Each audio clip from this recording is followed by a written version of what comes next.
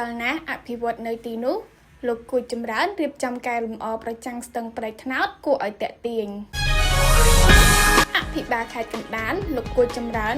បានដឹកនាំមន្ត្រីជំនាញពាក់ព័ន្ធនិងមន្ត្រីបច្ចេកទេសចូលពិនិត្យវត្តភាពដំណើរការសាងសង់កែលម្អច្រាំងស្ទឹងប្រៃថ្នោតក្នុងសង្កាត់តាខ្មៅក្រុងតាខ្មៅការរសៀលថ្ងៃទី8 ខែមករាឆ្នាំ2026លោកគួយចម្រើនបានធ្វើការណែនាំក្រុមការងារសាងសង់ត្រូវយកចិត្តទុកដាក់ខ្ពស់ក្នុងការសាងសង់ច្រាំងស្ទឹងដោយអនុវត្តឲ្យបានត្រឹមត្រូវតាមបទដ្ឋានបច្ចេកទេសសម្ដៅធានាបាននូវសុវត្ថិភាពនិងមានគុណភាពរឹងមាំល្អ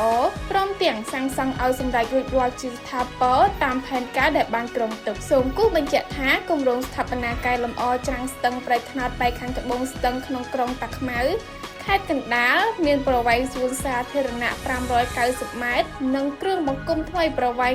450ម៉ែត្រក្នុងនោះបានរៀបចំចំនួន3ថ្នាក់បើតាមរដ្ឋបាលខេត្តកណ្ដាលគម្រោងនេះក្រុងនឹងបញ្ចប់ការសាងសង់ 100% នៅចុងឆ្នាំ2026ខាងមុខនេះ